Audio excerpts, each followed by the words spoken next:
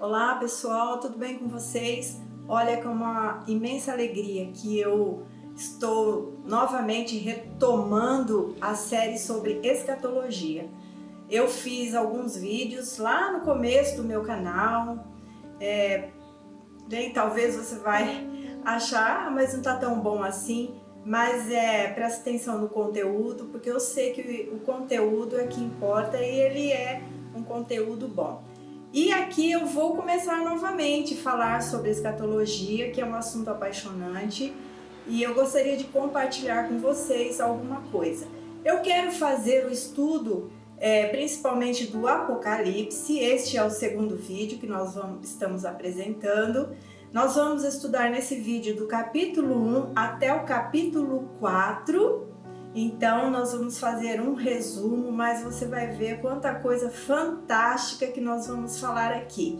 Eu não vou debater assuntos, eu não vou debater teologia, eu não vou debater interpretações. Eu quero estudar a Bíblia pela própria Bíblia, ok? Eu quero achar textos paralelos, eu quero que a gente possa compreender o máximo possível e o melhor possível dentro da própria Escritura, tá bom? Então vamos tentar fazer isso sem criar polêmica com ninguém, tá bom? Mas a Bíblia explica a própria Bíblia. E antes da gente continuar aqui, eu queria te pedir, por favor, curta pra gente, dá o joinha lá, faça um comentário, porque cada vez mais eu ouço que se não houver curtidas, se não houver uma movimentação de comentários, o YouTube não recomenda o meu vídeo porque acha que as pessoas não estão interessadas no assunto. E eu tenho certeza que este assunto é muito relevante, tá bom? Eu vou dar a minha humilde contribuição dentro daquilo que tenho estudado há alguns anos, ao longo de alguns anos da minha vida. Em nome de Jesus, já falei demais, Deus abençoe. Vamos começar então. Olha, Apocalipse capítulo 1, versículo 1.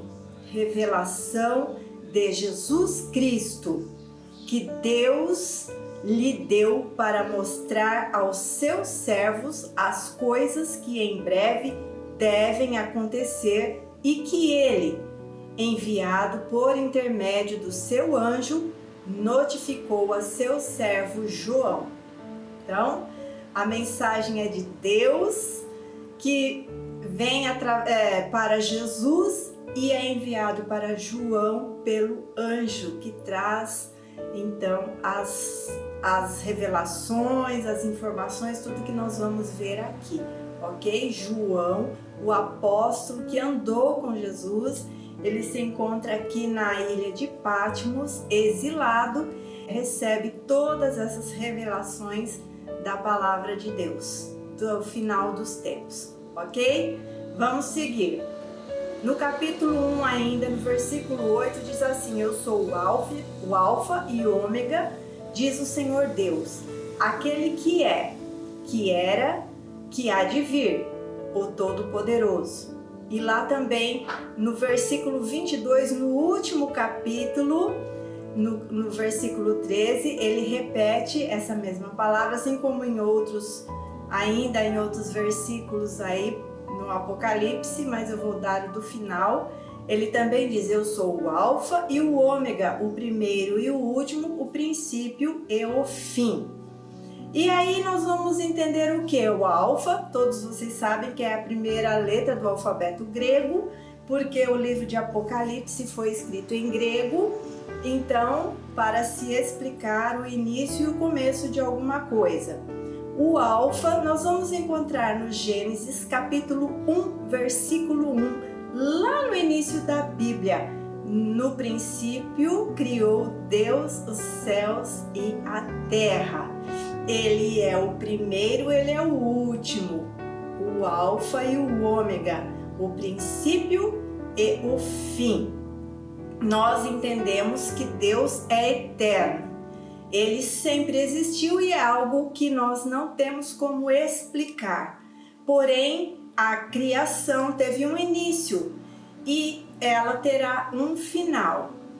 a história da humanidade, a história da redenção, ela tem um início, ela tem um fim. Por isso ele fala, eu sou o alfa, eu sou o ômega, o primeiro, o último, o princípio e fim. Porque Deus, ele é eterno, ele não tem princípio, ele não tem fim. Então nós estamos falando aqui de um princípio, de uma criação, de um plano, de uma história.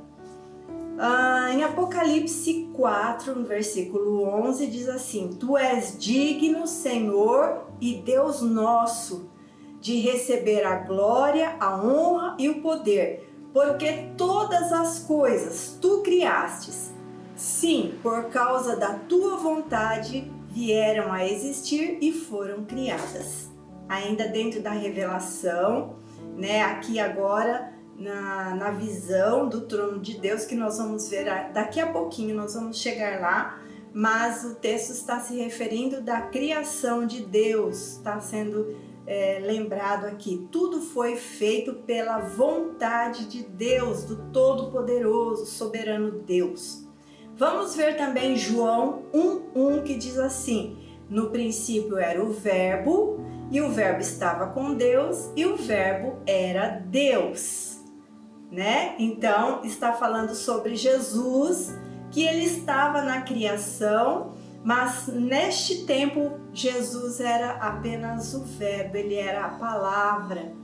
E o texto de João fala que ele estava com Deus e ele era Deus. E nós sabemos que tudo foi feito por ele, por meio dele. Vamos ver Colossenses 1:16, que diz assim: Pois nele foram criadas todas as coisas, nos céus e na terra, as visíveis, as invisíveis, sejam tronos ou soberanias, poderes ou autoridades. Todas as coisas foram criadas por ele e para ele. Vamos parar um pouquinho aqui, que está falando de uma criação não só da terra, mas ele está falando assim: todas as coisas foram criadas nos céus e na terra, as visíveis e as invisíveis. As visíveis são aquilo que está diante de nós, a criação de Deus, né? Mas as invisíveis foram a criação de Deus no céu, os anjos, as miríades de anjos e toda a criação celestial. Jesus, nele foram criadas todas as coisas, por ele e para ele. Vamos continuar o texto de Colossenses 1, agora no versículo 17. Ele é antes de todas as coisas e nele tudo subsiste. Ele é antes porque ele é eterno, ele é Deus, como diz João, e o Verbo era Deus.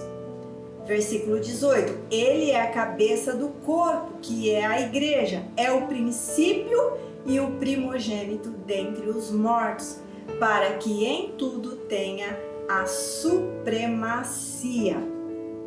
Ok? Jesus, ele tem a supremacia de tudo, ele é o primogênito, não por ser criado, mas ele tem a primazia, a supremacia de toda a criação, ok? Ele é o principal, ele é o mais importante de tudo, ele é a cabeça do corpo e agora da igreja, que somos nós, aqueles que o aceitaram como Senhor de suas vidas. E ele é o primogênito dentre os mortos, porque ele morreu e ressuscitou, e um dia também morreremos e ressuscitaremos, porque ele foi o primeiro a morrer e a ressuscitar para a eternidade, e nós também seguiremos também a ressurreição em Cristo Jesus, ok?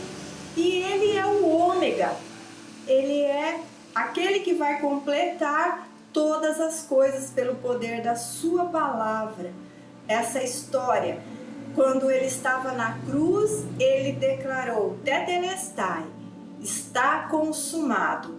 Ali ele venceu tudo o que se opôs contra a criação de Deus, que foi o pecado levantado. Ali ele deu a sua vida e ele recuperou para si, para nós, né, na verdade, o poder e a autoridade de filhos de Deus, porque tínhamos perdido isso, estávamos em pecado. Ele veio, desceu da sua glória e não pecou, entregou sua vida e pagou o preço como homem, porque Adão pecou como homem, ele tinha que como homem vencer o pecado. Então, quando ele estava na cruz, ele disse: venci, está consumado. E agora falta completar essa história, até completar o tempo do Senhor, para vir o seu juízo e a consumação dos séculos. E o ômega, lá no Apocalipse 22:20, diz assim: certamente venho sem demora. Amém, vem Jesus. Ok? E Deuteronômio 4:2 diz assim: nada acrescentareis à palavra que vos mando, nem diminuireis dela, para que guardeis os mandamentos do Senhor, vosso Deus, que eu vos mando. Estamos aqui declarando a palavra pela palavra. Não saímos nada da palavra, ok? Então, vamos agora na sequência, ainda seguindo nos capítulos primeiros ali, né? O Apocalipse, ele é dirigido às 7 igrejas localizadas em 7 províncias romanas da Ásia. E essas províncias hoje é a atual Turquia, ok? Existiam então 7 igrejas e o Apocalipse, as cartas às igrejas que estão até o capítulo 3 foram dirigidas a estas igrejas. Não vou tratar do assunto especificamente de cada igreja, de cada carta, não vou, porque ficaria muito extenso, ok? João dirigiu esta palavra profética às 7 igrejas da província romana da Ásia. Embora cada uma das mensagens tivesse um significado particular a essas igrejas, elas também eram relevantes para a igreja como um todo. Então, tudo que Jesus declara ali para as 7 igrejas, elas servem para todas as outras. Cada uma tem as suas orientações, nós vamos ver aqui na sequência. Mas tudo que ele fala em uma serve também para a outra, ok?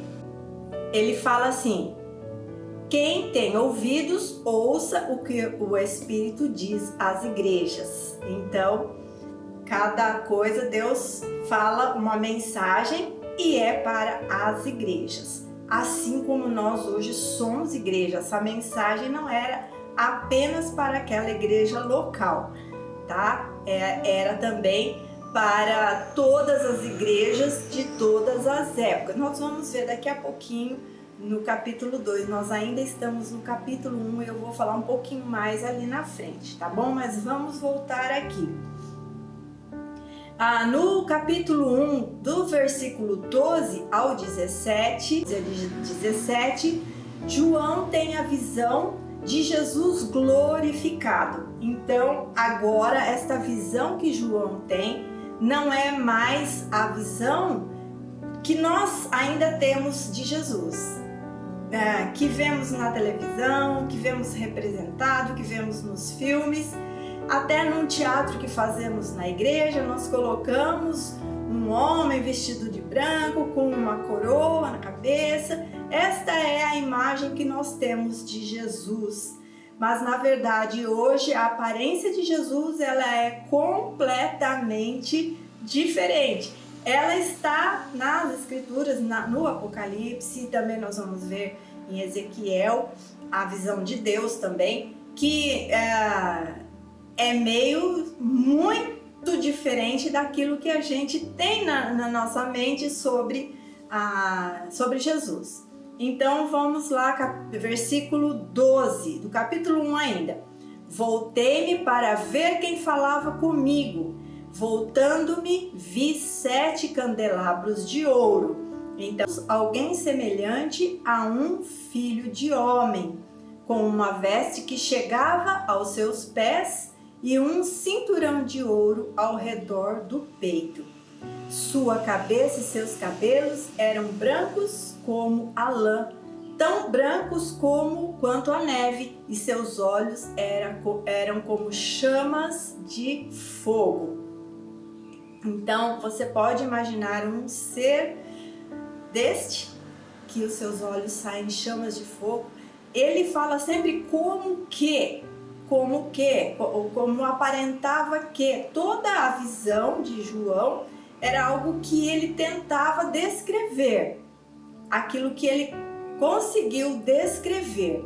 E muitas vezes ele parecia como, porque, por exemplo, da visão do trono, que nós vamos ver no capítulo 4, não tem como descrever Deus. Ele descreve o trono. Ele descreve Apocalipse 1, 15, seguindo o que nós estamos lendo aqui. Seus pés eram como bronze numa fornalha ardente e sua voz como o som de muitas águas. Poderosíssimo.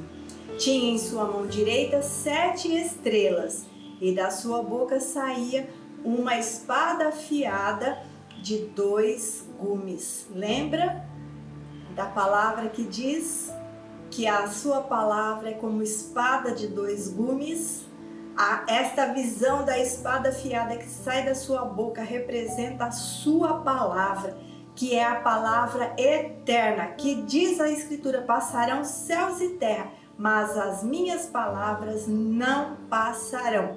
Sua face era como o sol quando brilha em todo o seu fulgor.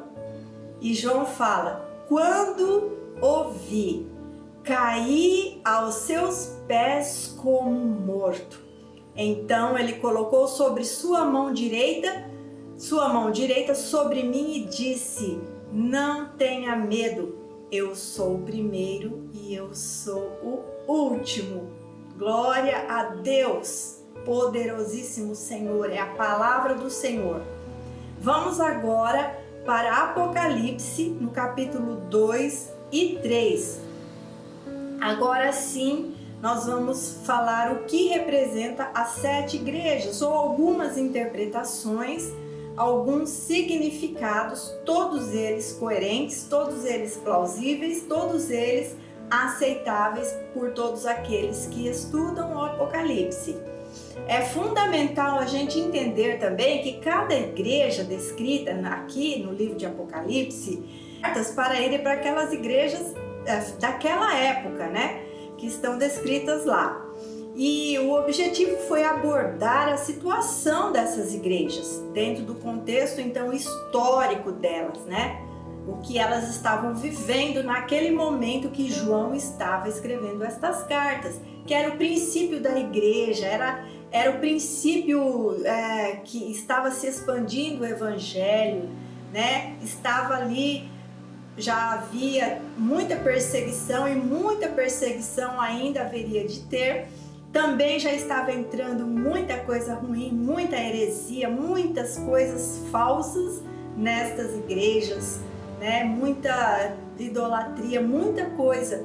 Então, Deus manda escrever essa carta a eles. Então, embora essas igrejas fossem literais, elas também têm um significado espiritual para as igrejas e os crentes de hoje. Então, elas podem também representar o que as igrejas de hoje vivem espiritualmente. Suas falhas, os seus defeitos, os pecados que estão dentro de cada igreja, assim como também as coisas boas que elas têm, né? Outro propósito era revelar 7 tipos diferentes de indivíduos ou de igrejas.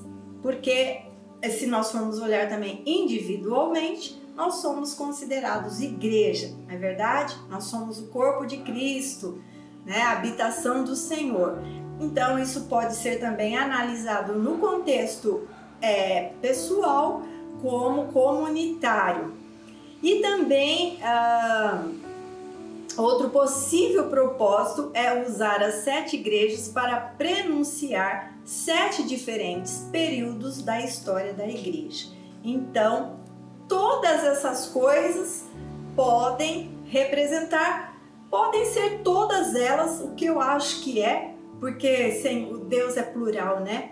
Ele não faz uma coisa só ali. A palavra dele sempre ele dá a mensagem pro tempo atual, e aquela mensagem também tem a ver com o tempo futuro, e Deus é poderoso para isso. Então a mensagem serve para a igreja da época, serve para mim como pessoa, serve para as igrejas que passaram os períodos, e serve para as igrejas hoje, para o tempo atual, porque a palavra de Deus é viva, poderosa e eficaz, não é verdade? Então, resumindo muito a questão das cartas, as cartas elas seguem um padrão comum. Começam com uma declaração de Cristo de si mesmo, segue com um elogio ou uma reprimenda, né? Como a igreja de Esmirna e a igreja de Filadélfia não teve reprimenda, né? Como as outras tiveram, e conclui com uma exortação e uma promessa, né? Então vamos ver agora a partir do capítulo 4. Então nós já passamos capítulo 1, capítulo 2, capítulo 3. Vamos entrar agora no capítulo 4. As visões e revelações acontecem no céu.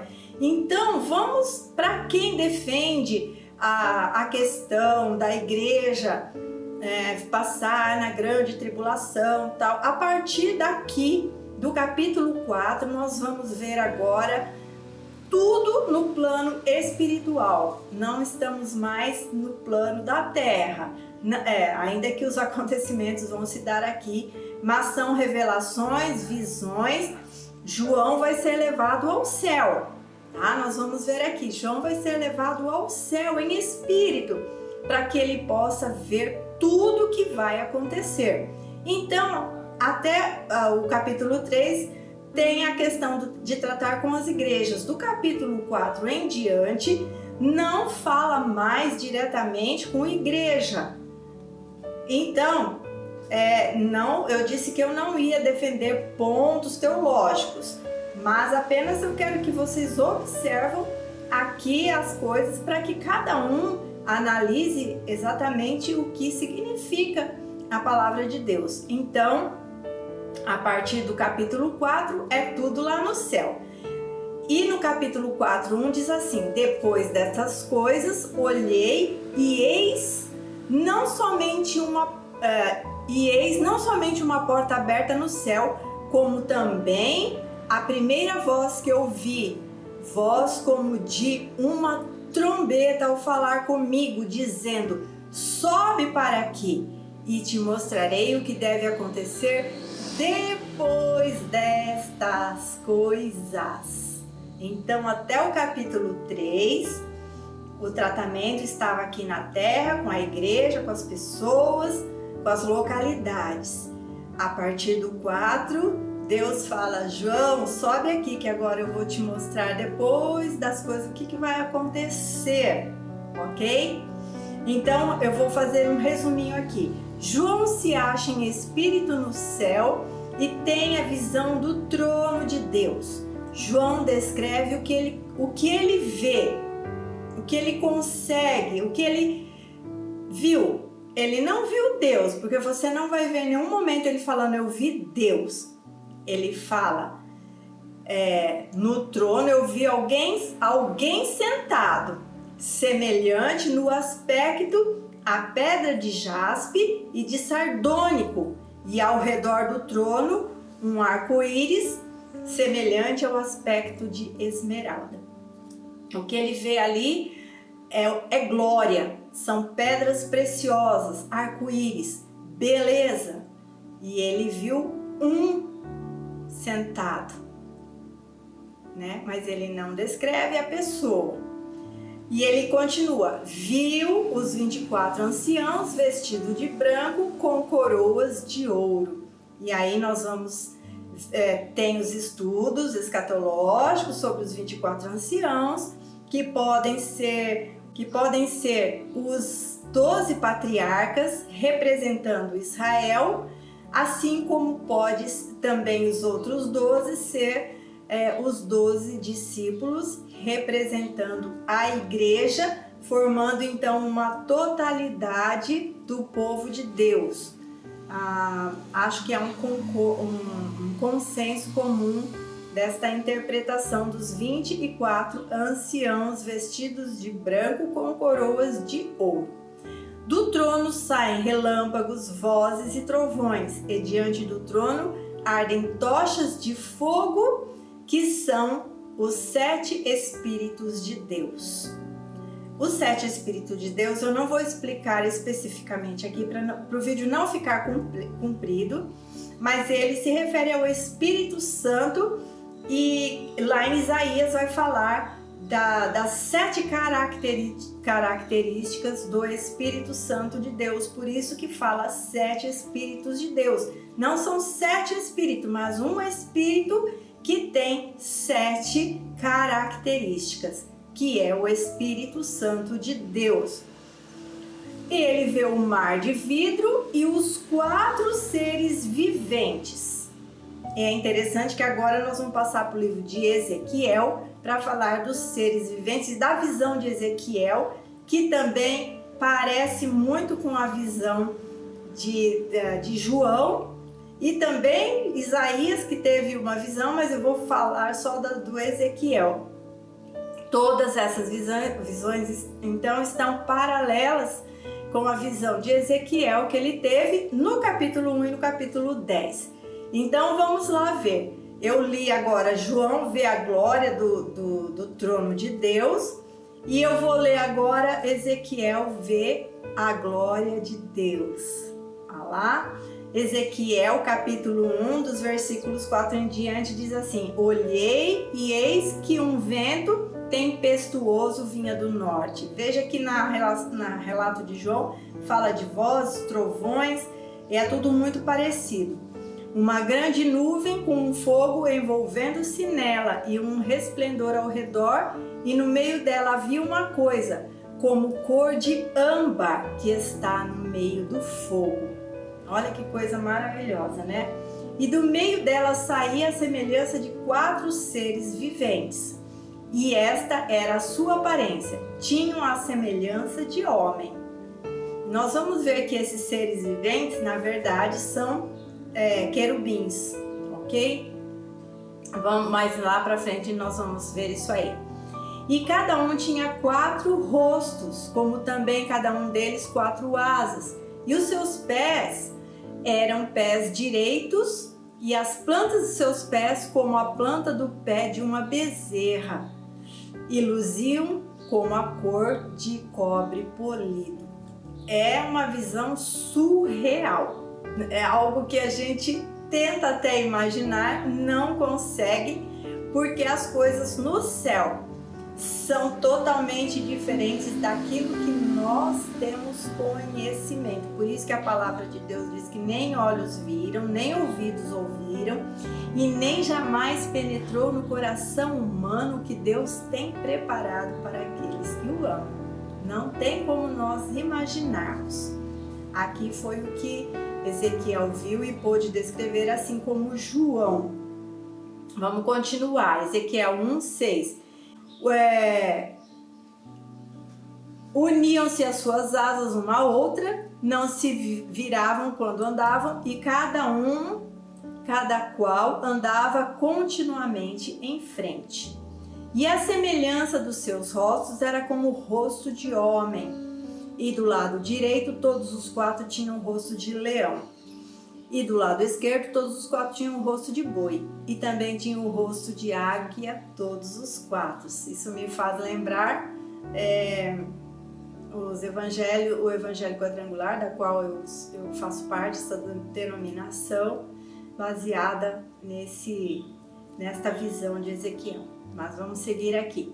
Assim eram seus rostos, as suas asas estavam estendidas por cima, cada qual tinha 2 asas juntas uma à outra, e 2 cobriam os corpos deles. E cada qual andava para diante de si, para onde o Espírito havia de ir.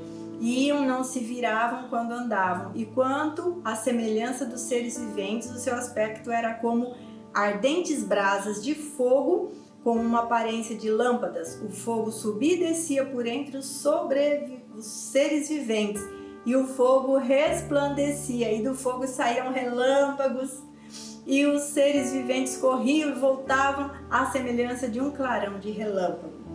Veja que então as coisas lá no céu é surreal, é algo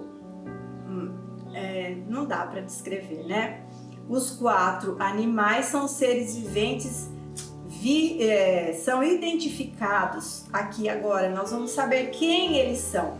Lá em Ezequiel mesmo, no capítulo 10, no versículo 20, ele diz: são estes os seres viventes que vi debaixo do Deus de Israel, junto ao rio Quebar, que era onde vivia Ezequiel no exílio. Tá? Ele estava lá na Babilônia, ele vivia na região de Quebar, do rio Quebar, e ele teve essa visão lá.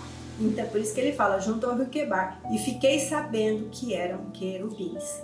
Então, estes seres totalmente diferentes, né? Com asas, com rodas, com rostos, que andam, seguem sempre em frente, acompanhando o Espírito, são os querubins que estão diante de Deus. Ok? Tá bom.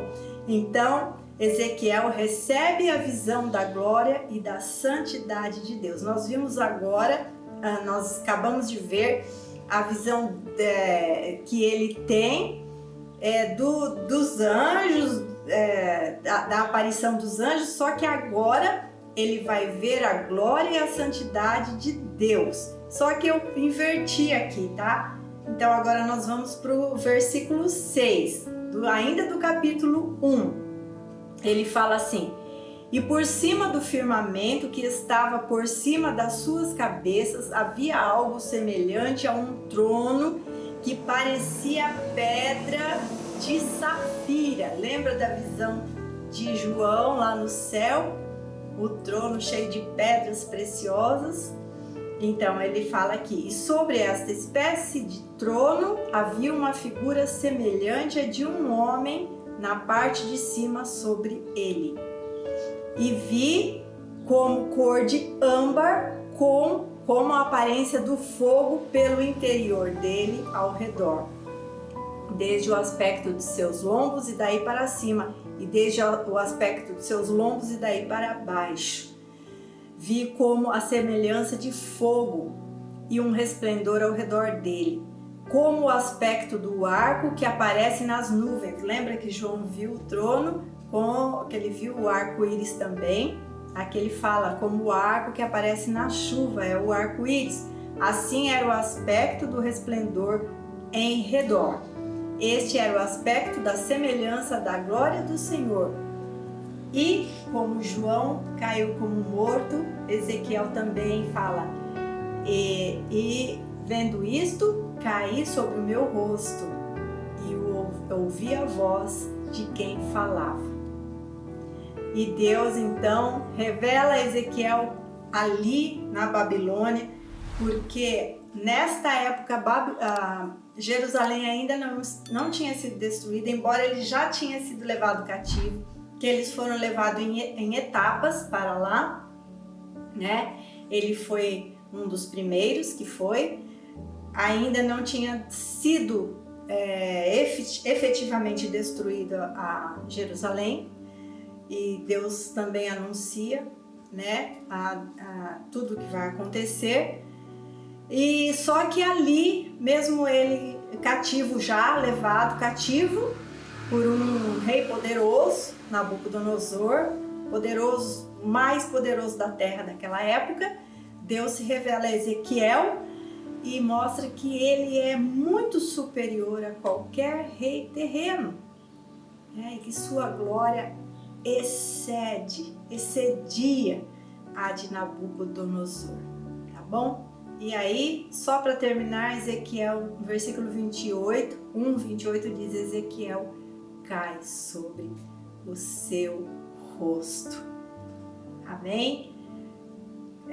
Apocalipse do 1 ao 4, ok? Você viu agora, você viu textos paralelos, tanto de Apocalipse como de Ezequiel, da glória de Deus. Deus abençoe você, curta, comenta, compartilha, em nome de Jesus.